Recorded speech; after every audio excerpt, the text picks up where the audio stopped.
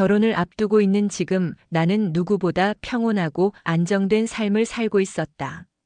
좋은 직장, 따뜻한 예비 신랑, 그리고 무엇보다 나를 누구보다 아껴주는 아버지가 있었다. 어릴 적부터 단 한 번도 나를 포기하지 않았던 아버지는 엄마가 떠난 이후 나의 유일한 가족이자 버팀목이 되어주셨다.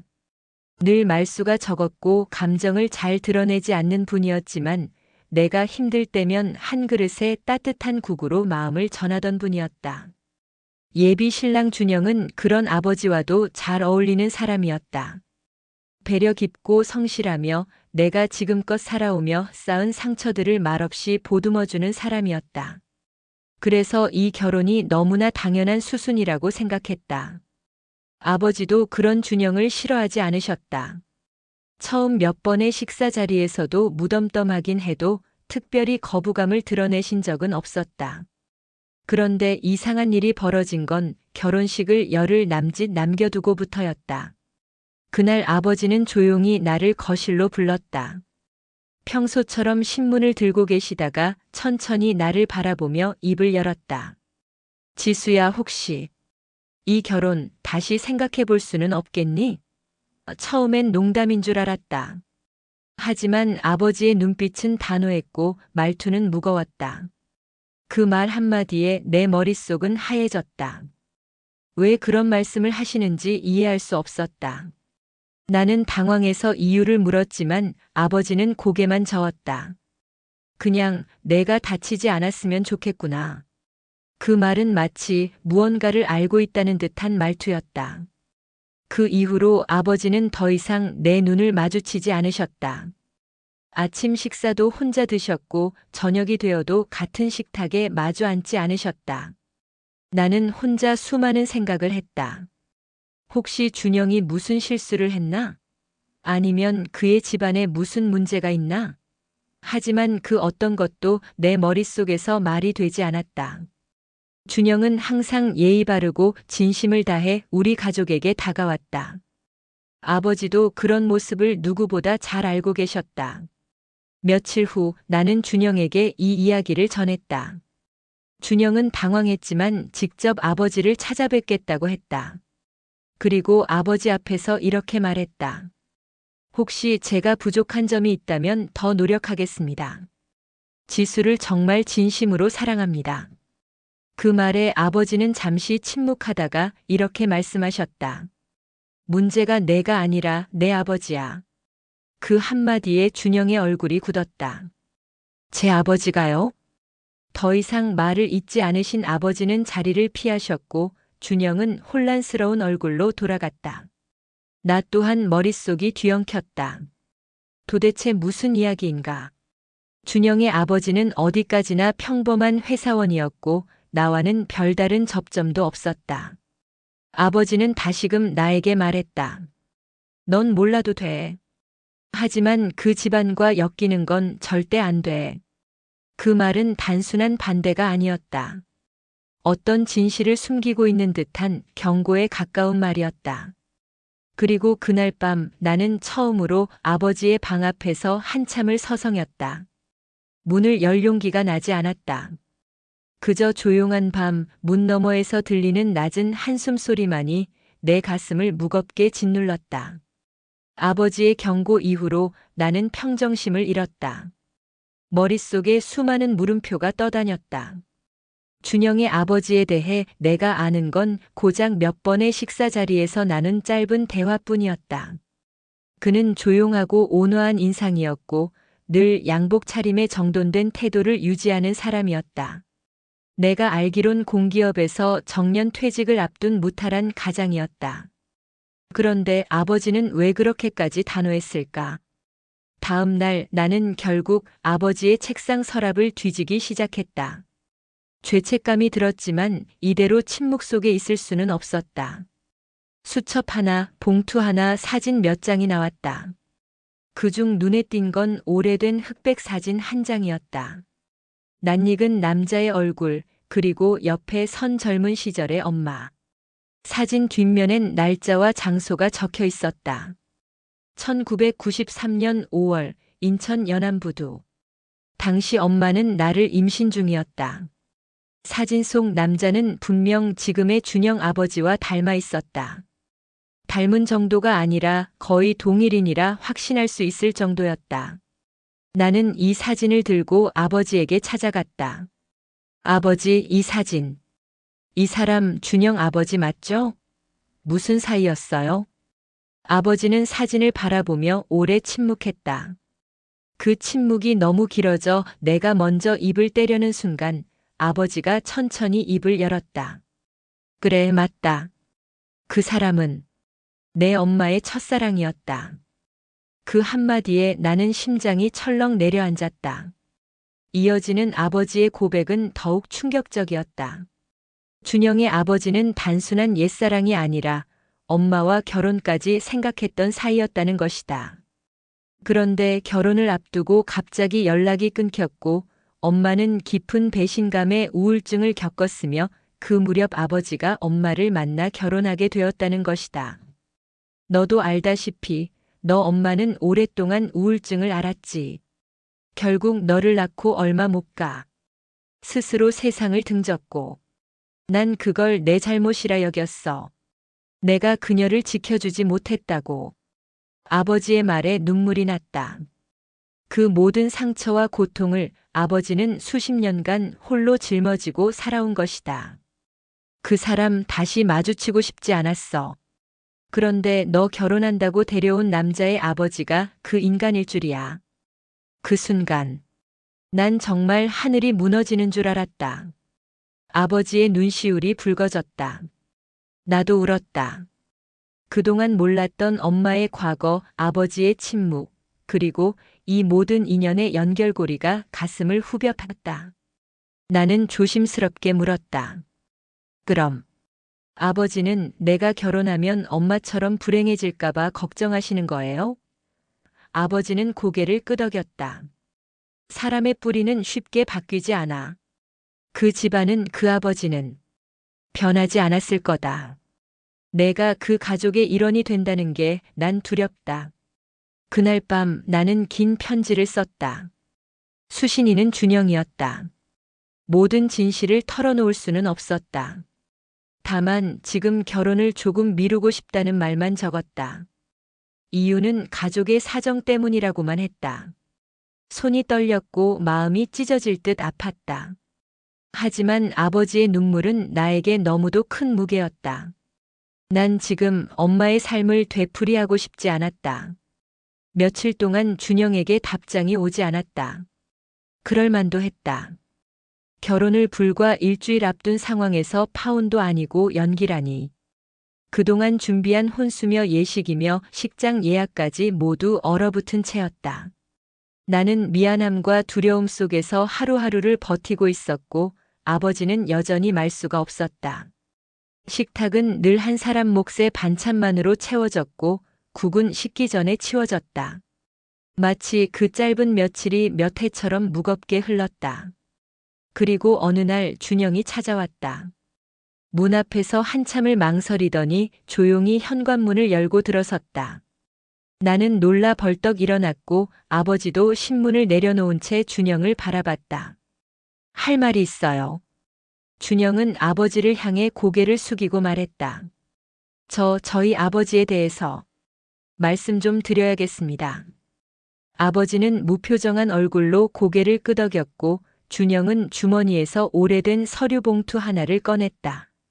사실은 저도 최근에서야 아버지의 과거를 조금 알게 됐습니다. 아버지는 한동안 제게도 숨긴 비밀이 많았던 것 같아요.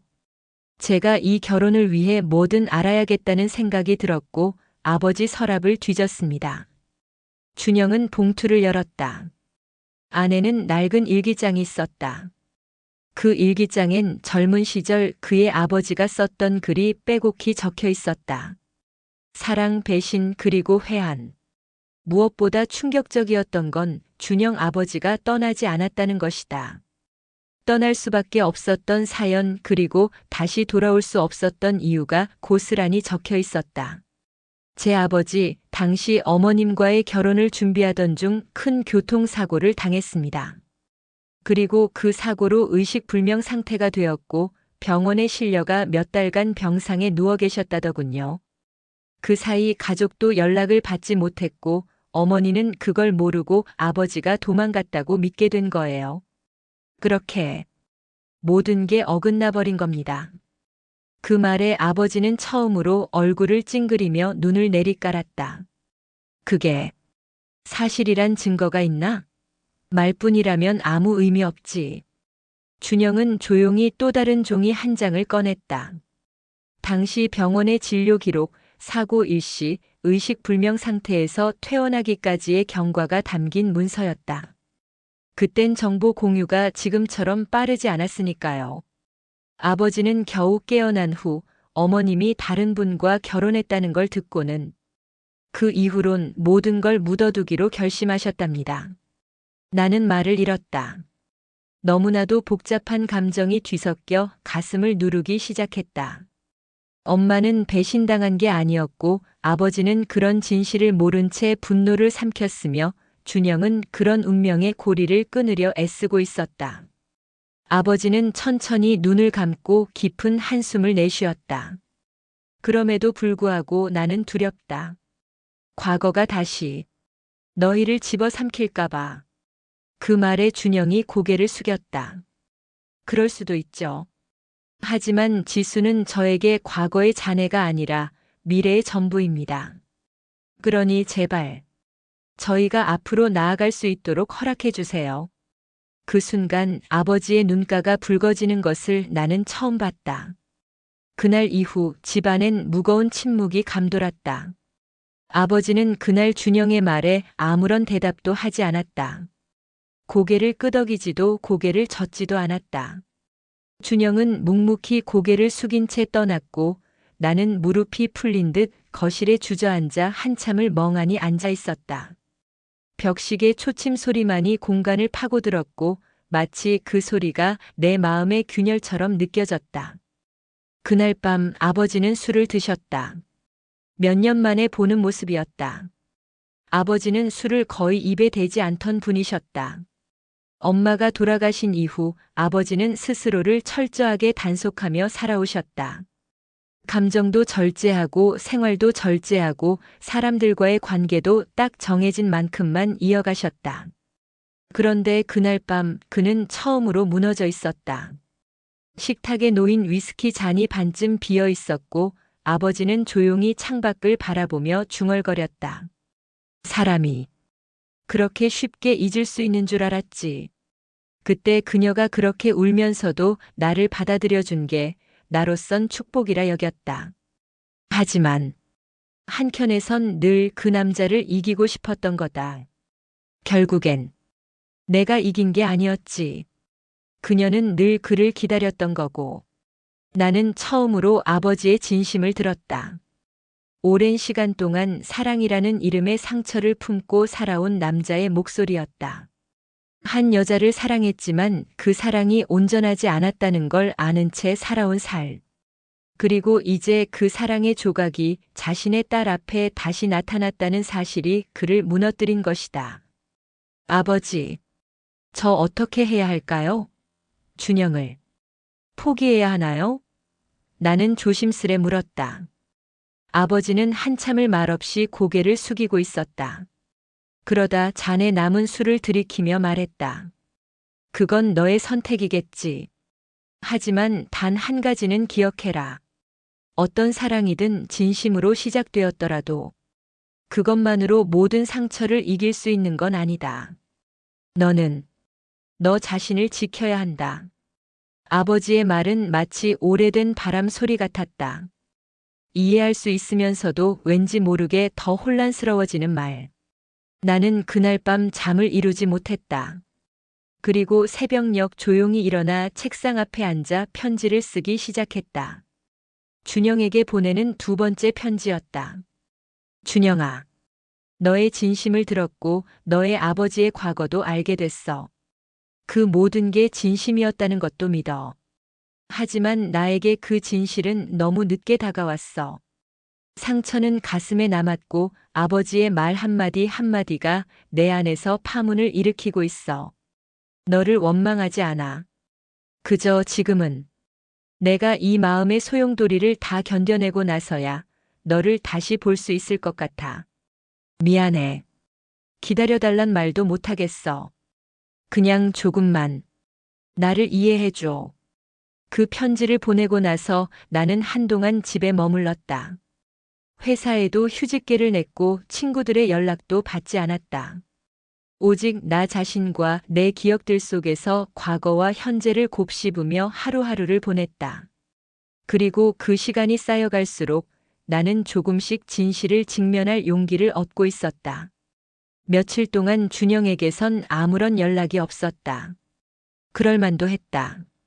결혼을 불과 일주일 앞두고 연기라니 누구라도 충격일 터였다. 나는 매일 새벽녘에야 눈을 붙이고 늦은 아침에 억지로 일어났다.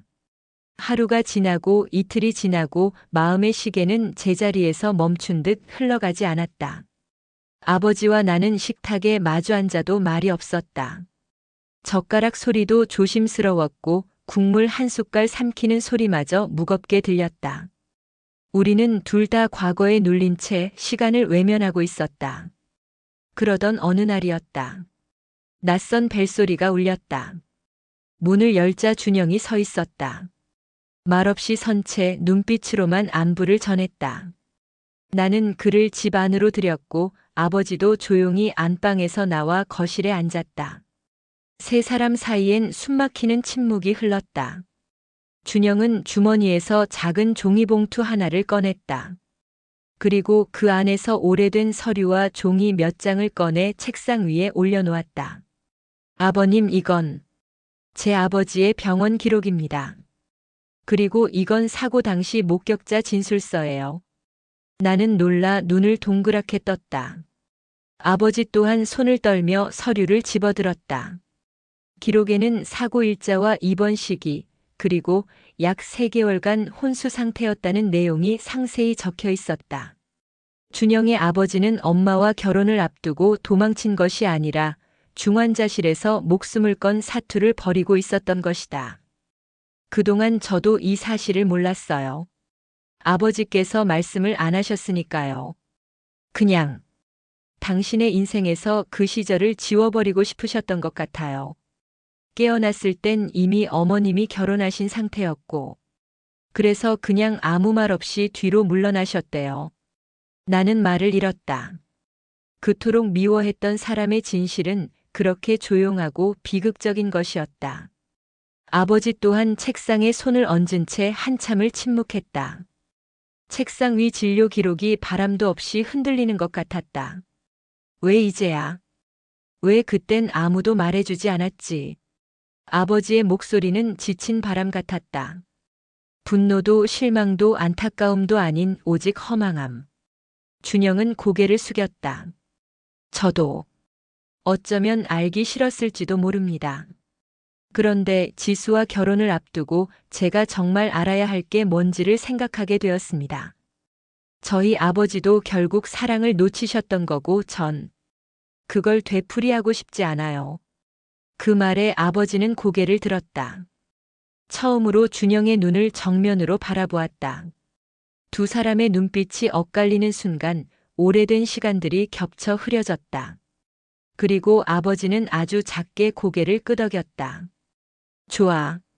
하지만 약속하자. 절대로. 내 아버지처럼 도망치지 않겠다고. 내 딸을 절대 혼자 두지 않겠다고. 준영은 무겁고 단단한 어조로 말했다. 약속드립니다. 제 삶의 전부로. 그 말에 아버지는 조용히 눈을 감았다. 그리고 다시 떴을 땐 그 눈에 어린 연민과 후회의 빛이 사라지고 있었다. 그날 밤 나는 처음으로 깊은 잠에 빠졌다. 꿈속에서 엄마는 젊은 시절의 모습으로 나를 안아주었고 나는 말없이 엄마의 품에 기대 울고 있었다. 결혼식은 조용히 치러졌다. 화려한 장식도 긴 행렬도 없었지만 그날의 공기는 유난히 따뜻했다. 아버지는 단정한 정장을 입고 식장 한켠에 묵묵히 앉아 계셨다. 그 모습이 마치 오래전 시간을 돌아봐도 처음 보는 얼굴 같았다. 그날 아버지는 내 손을 꼭 잡고 속삭였다. 내 엄마 대신 내가 오늘 널 보내는구나. 이제 정말 어른이 됐네, 우리 지수. 나는 울지 않으려고 했지만 결국 참지 못했다. 엄마가 없어 슬픈 게 아니었다. 엄마 없이도 이렇게 큰 사랑을 받으며 자란 나의 지난 날이 너무 고맙고 아려웠던 것이다. 준영도 같은 마음이었는지 예식 내내 내 손을 꼭 잡고 있었다. 우리의 결혼은 과거의 상처 위에 피어난 새로운 약속이었다. 결혼 후 며칠이 지나고 우리는 부모님들끼리 식사를 하기로 했다. 아버지와 준영의 아버지가 처음으로 마주 앉는 날이었다. 나는 몹시 긴장했지만 두 사람은 의외로 담담하게 인사를 주고받았다. 서로의 눈에 묘한 울림이 있었고 말보다 더 많은 것이 오간 듯한 분위기였다. 지수 아버님, 오래전 제 불찰로 많은 오해를 남겼습니다. 진심으로 죄송합니다. 준영의 아버지는 고개를 숙이며 낮은 목소리로 말했다. 아버지는 한참을 침묵하다 잔에 물을 따라주며 말했다. 이제 와서 죄를 따져 무얼 하겠습니까? 다 지난 일이죠. 지수 엄마도 그저 평온하시길 바랄 뿐입니다. 그 순간 나는 무언가 벅찬 감정이 밀려오는 걸 느꼈다. 용서와 화해는 그렇게 간단히 이루어지는 것이 아니지만 적어도 서로를 이해하고자 하는 마음이 이렇게나 따뜻할 수 있구나 싶었다. 며칠 뒤 아버지가 작은 상자를 내밀었다. 이건 내 엄마가 내 결혼식에 입고 싶다며 고이 보관하던 반지란다. 못 껴보고 떠났지만 내 손에 끼워주고 싶었겠지. 나는 조심스레 상자를 열었다. 작은 진주 반지가 담긴 오래된 벨벳 상자. 반지는 크기가 딱 맞았다. 엄마 손은 나보다 작았나 봐요. 나는 아버지를 바라보며 웃었다. 아니, 내가 커서 그런 거지. 너 태어날 때 내 엄마 손을 처음 잡았던 날이 생각나는구나. 그 조그만 손이 내 손가락 하나를 꼭 쥐었었지. 그게 아직도 잊히질 않아. 그날 밤 나는 준영과 함께 오래된 사진첩을 꺼내보았다. 엄마가 살아계셨던 시절, 어린 내가 엄마 품에 안긴 채 웃고 있는 사진이 있었다. 사진 속 나는 몰랐지만 지금의 나는 그 웃음의 의미를 너무 잘 알 것 같았다. 그것은 사랑이었다. 무조건적인 끝없는 사랑. 내가 새로운 가정을 꾸린 지금, 이제는 그 사랑을 이어가야 할 차례였다. 엄마가 그러했듯 나도 누군가의 어머니가 되어 누군가의 아내로 살아가며 그 사랑을 닮아가야 할 것이다. 그리고 아버지는 그런 내게 처음으로 편지를 남겼다. 짧고 간결한 손글씨로. 지수야. 이제 너는 내 딸이면서도 누군가의 아내이자 어머니가 될 사람이다. 너는 잘할 거다. 내 엄마처럼. 내 엄마보다도 더. 사랑을 기억해라. 그것만은 절대 잊지 마라. 그 편지를 읽으며 나는 혼자 엉엉 울었다. 어른이 된다는 건 울지 않는 것이 아니라 울고서도 다시 웃는 법을 배워가는 일이었다. 결혼 후 몇 달이 지나고 우리는 작은 빌라로 신혼살림을 시작했다. 평범하지만 햇빛이 잘 드는 거실과 좁지만 아늑한 부엌, 그리고 이불 하나 펴면 꽉 차는 침실. 모든 게 작고 소박했지만 하루하루가 기적 같았다. 아침에 눈을 뜨면 옆에 누운 준영이 있었고 저녁이면 서로를 위해 따뜻한 국을 끓였다. 그렇게 안정되던 어느 날 아버지에게서 전화가 왔다. 목소리가 어딘가 떨렸다. 지수야, 혹시 오늘 시간 좀 낼 수 있겠니? 할 얘기가 있어. 나는 준영과 함께 아버지 댁으로 향했다. 문을 열자 아버지는 우리를 말없이 거실로 안내했고 그곳엔 이미 한 사람이 앉아 있었다. 낯익은 얼굴이었다. 준영의 아버지였다. 그는 잔잔한 미소를 머금은 채 우리를 맞았다. 그리고 아버지는 조심스럽게 말을 꺼냈다. 지수야, 오늘은 내 엄마 이야기 좀 더 해보려 한다. 이분이 와주셔서 너도 알아야 할 게 있어. 나는 천천히 자리에 앉았다. 준영도 내 옆에 조용히 앉았다. 그 순간 준영의 아버지가 낡은 봉투 하나를 꺼냈다. 이건 내 어머니가 돌아가시기 전 마지막으로 내게 보냈던 편지야. 사실 널 보러 갈까도 했지만 그게 더 혼란스러울까 싶어 그저 품에만 간직하고 있었지. 편지를 조심스레 펼치자 익숙한 필체가 눈에 들어왔다. 엄마의 글씨였다. 잊을 수 없는 반듯하면서도 정갈한 그 글씨. 나는 편지를 천천히 읽기 시작했다. 그 사람에게 이 편지를 전해주세요. 그 사람을 미워한 적은 한 번도 없었다고.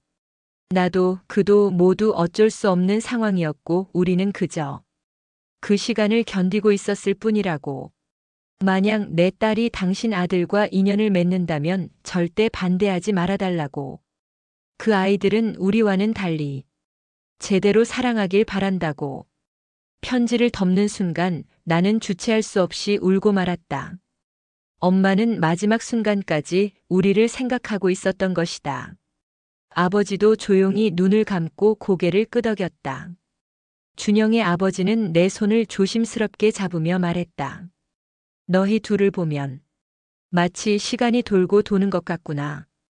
같은 이름의 계절이 돌아오듯 사랑도 그렇게 다시 오는 걸까? 그 말에 아버지가 처음으로 작게 웃었다. 어쩌면 그럴지도요.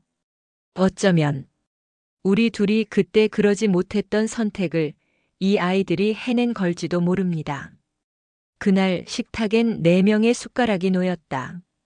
따뜻한 국이 끓었고 고소한 반찬 냄새가 집안을 가득 메웠다. 4사람이 한자리에 앉아 식사를 나누는 그 풍경은 말로 설명할 수 없이 깊고 넓은 온기로 가득했다. 밥을 다 먹고 나서 아버지가 내게 조용히 말했다. 지수야, 내가 엄마 없이 자란 게 늘 미안했는데 오늘은 처음으로 조금 덜 미안해졌다.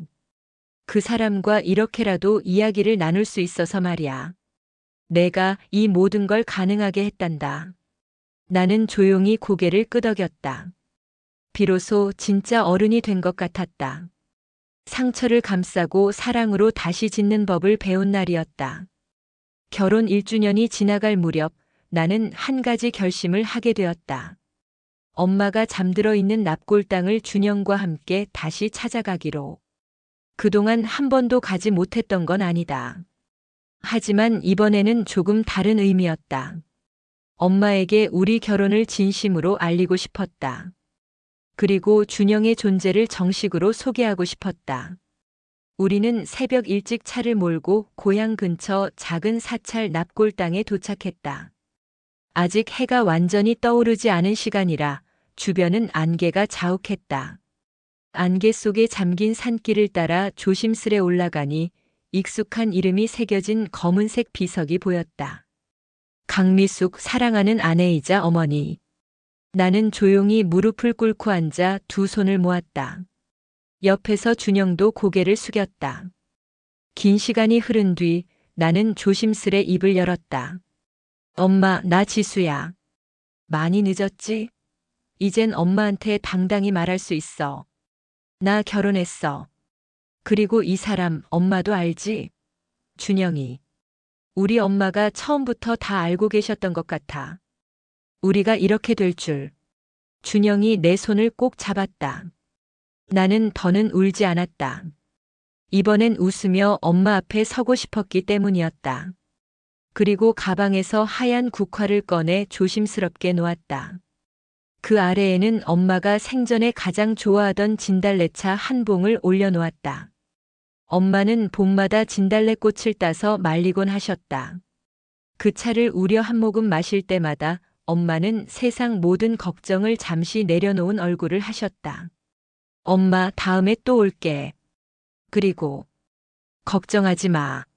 나 잘 살고 있어. 많이 웃고 많이 사랑하고 있어. 엄마처럼 그렇게. 납골당을 내려오는 길 준영은 아무 말 없이 내 어깨에 팔을 둘렀다. 그리고 조용히 말했다. 지수야, 너는 정말 강한 사람이야. 나였으면 버티지 못했을 거야. 나는 작게 웃으며 대답했다. 강한 게 아니라 그렇게 살아왔을 뿐이야. 그냥 버티는 게 익숙해졌던 거지. 그런데 이제는 버티는 것보다 사랑하면서 살아가는 게 더 좋더라. 그날 저녁 집에 돌아오자 아버지에게서 문자 한 통이 와 있었다. 지수야, 오늘은 내 엄마가 웃고 있을 것 같다. 고맙다. 짧은 그 한 문장이 마음 깊숙한 곳을 울렸다. 나는 아버지에게 답장을 보냈다. 이제 우리 엄마 없이도 잘 살아가요. 엄마가 주신 마음으로. 그날 밤 꿈에 엄마가 나왔다. 여느 때처럼 분홍 앞치마를 두르고 나를 향해 웃고 있었다. 나는 그 미소 하나로 모든 것이 괜찮아질 거라 믿을 수 있었다. 엄마는 마지막에 이렇게 말했다. 우리 지수 잘 컸다. 정말 잘 자라줘서 고마워. 눈을 뜬 순간 창문 너머로 햇살이 가득 들어왔다. 그 빛이 따뜻했다. 엄마가 주고 간 온기처럼. 그해 가을 나는 새로운 생명을 품었다. 병원에서 심장 소리를 들은 날 나는 숨을 멈춘 채 귀를 기울였다. 또박또박 울리는 작은 생명의 소리가 그토록 강하게 들릴 줄 몰랐다. 의사 선생님은 웃으며 말했다. 심장 잘 뛰고 있어요. 이제 곧 엄마가 되시겠네요. 집으로 돌아오는 길 나는 준영의 손을 꼭 잡고 있었다. 그는 몇 번이나 나를 바라보며 웃었고 나는 창밖으로 지나가는 단풍잎을 바라보며 조용히 엄마를 떠올렸다. 엄마도 나를 처음 품었을 때 이렇게 설렜을까? 이렇게 두려웠을까? 그렇게 한참을 침묵한 뒤 준영이 물었다. 지수야, 혹시 이름 생각해 본 거 있어? 나는 고개를 저었다. 아직 태명도 짓지 못했다. 하지만 그날 밤 꿈속에서 엄마가 나타나 말했다. 가을처럼 따뜻한 아이가 될 거야. 이름은 하은이 어때? 하늘의 은혜. 잠에서 깨어난 나는 곧장 휴대폰 메모장에 적어두었다. 그리고 준영에게 말했다. 하은이 어때?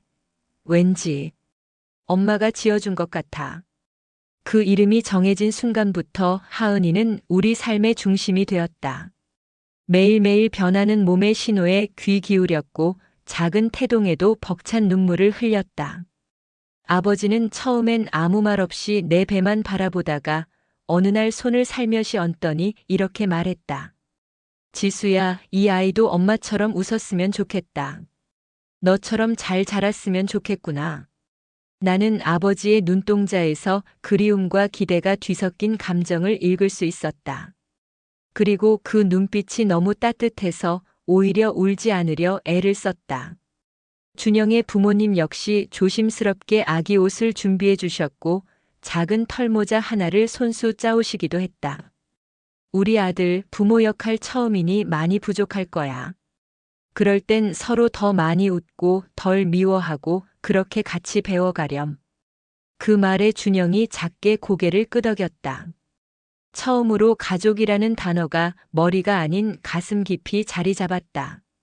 엄마 없이 살아온 세월 동안 나는 늘 불완전하다고 느꼈지만 이제는 내 안에서 또 하나의 삶이 피어나는 것을 보며 세상이 조금은 완성된 듯한 기분이 들었다.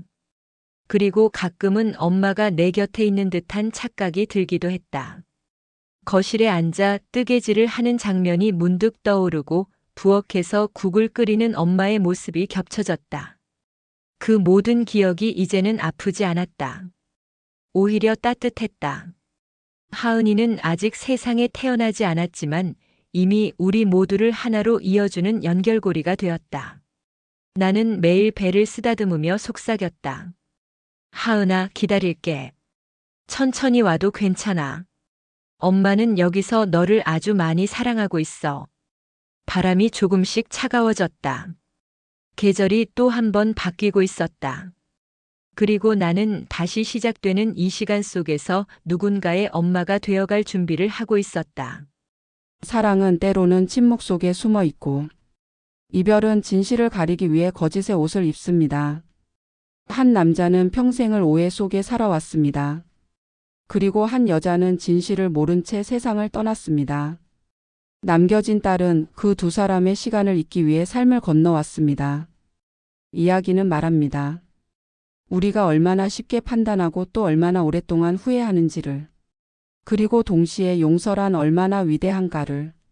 준영과 지수 두 사람은 과거의 그림자를 딛고 새로운 사랑을 시작했습니다.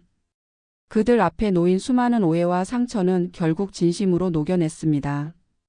한 장의 편지, 한 마디의 고백, 그리고 한 번의 용기로 시작된 변화. 그 작은 울림들이 모여 서로를 안고 다음 세대로 이어졌습니다. 하은이라는 아이는 단지 생명이 아니라 과거와 현재, 사랑과 용서를 잇는 또 하나의 달이었습니다. 이 이야기를 들으며 누군가를 떠올리셨나요? 혹시 미처 전하지 못한 말이 있다면, 혹은 오래도록 품고 있는 오해가 있다면 오늘 하루만큼은 용기를 내어보는 건 어떨까요? 사랑은 잊혀지지 않습니다. 사랑은 또 다른 사랑으로 반드시 돌아옵니다. 그날 아버지가 흘린 눈물처럼, 그날 딸이 미소 지었던 것처럼 이 이야기가 당신의 마음을 조용히 두드릴 수 있기를 바랍니다.